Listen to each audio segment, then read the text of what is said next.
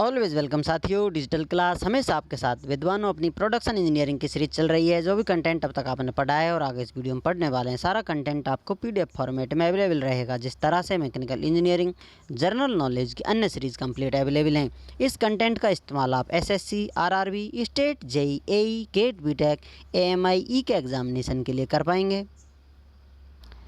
इससे पिछली वीडियो में साथियों हमने कदम बढ़ाए थे केस हार्डनिंग की तरफ। केस हार्डनिंग हमको अलग अलग रूपों में देखने को मिली। सरफेस को हम हार्ड करना चाहते थे, अलग अलग मेथड हमारे नज़र आए सामने प्रकट होकर। तो उसमें फिजिकल देखे हमने, फिजिकल क्लासिफिकेशन कर सकते हैं, इंडक्शन हार्डनिंग, फ्लेम हार्डनिंग, और केमिकल रिएक्शन से भी हम हार्डनिंग कर सकते हैं। सरफेस को हार्ड बना सकते हैं, जिसमें कार्बोराइजिंग, कार्बन मिला रहे हैं आप, साइनाइडिंग कर रहे हैं, नाइट्राइडिंग कर रहे हैं। इस प्रकार से आप किसी माइल्ड स्टील को, आपके जो वर्क पीस है उसको हार्ड बना सकते हैं, उसके सरफेस को। तो उसमें से हमने शुरुआत की थी पैक कार्बोराइजिंग की। आपने माइल्ड स्टील को पैक कर दिया था, ये टाइट कर दिया था, ना हवा आएगी ना जाएगी, परिंदा पर नहीं मार सकता। इस तरह से आपने बाउंड्री क्लोज कर दी है। कार्बोराइजिंग मिक्सचर मिला दिया है, उसमें ये सारी चीज़ें डली हुई थी। सोडियम कार्बोनेट है, सोडियम क्लोराइड, ये सारी चीज़ें पिछली वीडियो में आपने डिटेल में जान ली थी। जो माइल्ड स्टील में 0.18% कार्बन होता है, उसको हम लगभग 1% की तरफ लेकर आते हैं। जितना हो सके बाहर की तरफ सरफेस पर कार्बन मिला देते हैं, जिससे सरफेस हार्ड हो जाता है। तो कौन कौन सी रिएक्शन होती हैं साथियों इस मिक्सचर में? ये सारी चीज़ हैं, जैसा कि sodium carbonate, sodium chloride, beryllium carbonate, calcium carbonate, ये सारी चीज़ें हैं। तो अब ये एक दूसरे से किस प्रकार से रिएक्शंस करेंगी। कैल्शियम कार्बोनेट है, इसमें कार्बन फ्री चारकोल से आया है। जो कहाँ से आया है? From charcoal. सॉलिड कार्बन है जो चारकोल मिक्सचर में डला हुआ है, उसमें से कैल्शियम कार्बोनेट से ये रिएक्शंस करेगा। रिएक्शन करने पर बनाएगा calcium oxide plus carbon monoxide. अब यहाँ पर इस प्रकार की रिएक्शन हो गई। कार्बन मोनोऑक्साइड फिर से रिएक्शन करेगा कार्बन से। यहाँ पर कार्बन मोनोऑक्साइड है, ये टूट जाएगी अलग अलग रूप में। आप कह सकते हैं 2CO है जो आपको नज़र आ रही है। 2CO ये कार्बन डाइऑक्साइड प्लस कार्बन में टूट जाता है, विघटित हो जाता है। तो अब ये जो कार्बन मिला है ये फ्री कार्बन है, गैसियस अवस्था में। अब तक आपको पहले कार्बन मिला था चारकोल से, वो सॉलिड था। यहाँ पर गैस अवस्था में आपको कार्बन मिल गया है। कार्बन डाइऑक्साइड कार्बन मोनोऑक्साइड से बनी है, दो मॉलिक्यूल मिलकर बना रहे हैं। फ्री कार्बन आपको दे दिया है जो गैसियस फॉर्मेट में। अब हम जानते हैं साथियों आयरन है स्टील के सरफेस पर, क्योंकि आयरन और कार्बन ही मिलकर स्टील बना रहे हैं। तो ये कार्बन इससे रिएक्शन करेगा आयरन से। On the surface of the mild steel आपको आयरन मिल जाएगा। अब वहाँ पर ये कार्बन और आयरन एक दूसरे से मिलेंगे, रिएक्शन करेंगे, और कोई पुरानी बातें याद कर कर एक दूसरे का साथ बना लेंगे, हमेशा के लिए वादे कर लेंगे। क्योंकि ये जानते हैं इस फॉर्मेट में पहले भी थे, इन्हें याद आ जाता है। तो यहाँ पर आयरन कार्बाइड बन जाता है। Make the surface of mild steel hard. तो ये अपने आप में हार्ड अवस्था होती है।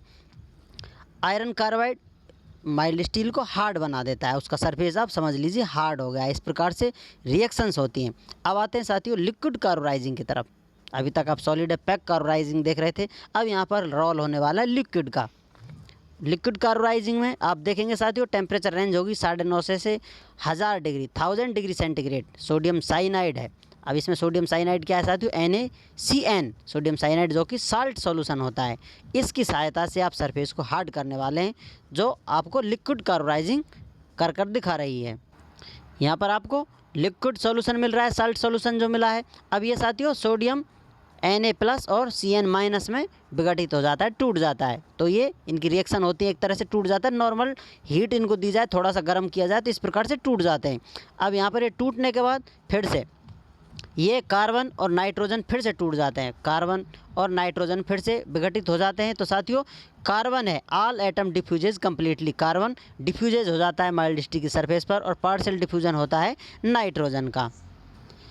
ये नेगेटिव चार्ज है, इस पर हाईली अनस्टेबल चार्ज है। किसी पॉजिटिव चार्ज से रिएक्शन कर कर प्रबल बॉन्ड बना लेता है एक तरह से।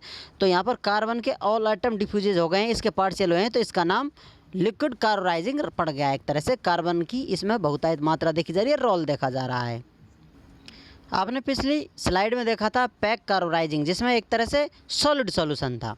पैक कार्बोराइजिंग में यहाँ पर ये सॉलिड सॉल्यूशन थे, अब यहाँ पर ये लिक्विड सॉल्यूशन मिल गया है। लिक्विड सॉल्यूशन के साथ आप इसको बंद कर देंगे माइल्ड स्टील को, और फिर से गर्म करते हैं। टेम्परेचर रेंज आपको पता ही है। तो इस प्रकार की रिएक्शन देखने को मिलेंगी। फिर से एक कार्बन फ्री है, ये जाकर क्या करेगा साथियों? कार्बन आयरन के साथ सीमेंटाइट बना लेगा, आयरन कार्बाइड बना देगा। नाइट्रोजन भी मिलता है, लेकिन इसकी अलग कुछ विशेषताएं होती हैं, चाहते होती हैं, उन्हीं कंडीशन के साथ ये नाइट्राइट बनाता है। वो भी आगे जानेंगे साथियों डिटेल में किस प्रकार से इस रिएक्शन में शामिल होता है, अपना साझेदारी या भागीदारी का रोल अदा करता है।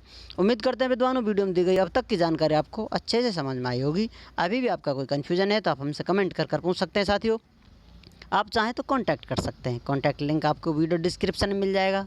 वीडियो को अंत तक देखने के लिए, चैनल को सपोर्ट करने के लिए आपका दिल की गहराइयों से बहुत बहुत धन्यवाद। मिलते हैं नेक्स्ट वीडियो में, तब तक पढ़ते रहिए, व्यस्त रहिए, मस्त रहिए। जय हिंद, वंदे मातरम।